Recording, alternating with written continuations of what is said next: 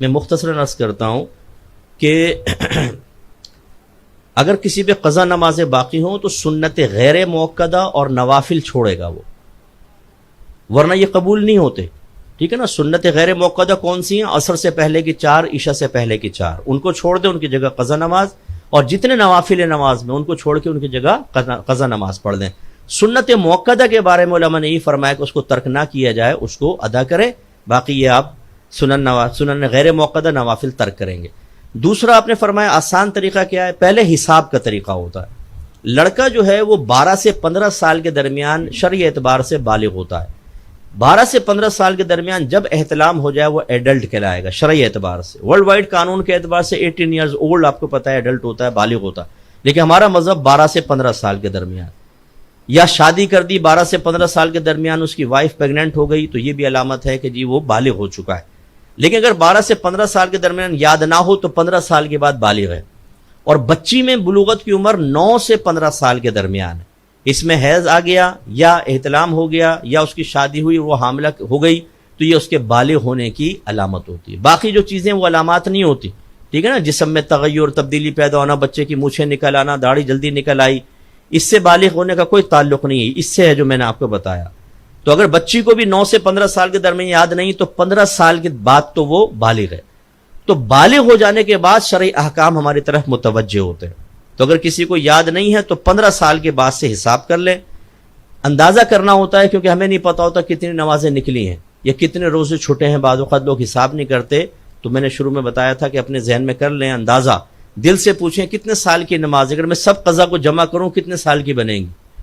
6 مہینے، سال، 2 سال، 3 سال، 4 سال، جہاں دل مطمئن ہو جائے کہ ہاں اس سے زیادہ نہیں، بس وہ لکھ لیں. مثلا دل مطمئن ہوا 5 سال کی نمازیں لکھ لیں. اب ایک دن میں 6 نمازوں کی قضا ہوتی ہے، فجر، ظہر، عصر، مغرب، عشاء اور وطر. وطر کو ایک مستقل نماز مانا. ایک دن کی 6. مہینے کی نکالنی ہو تو کیا کریں گے؟ اس کو 30 سے ملٹیپلائی کریں، مہینے کی نکل آئی. پھر 12 سے کریں گے تو سال کی نکل آئی. ٹھیک ہے.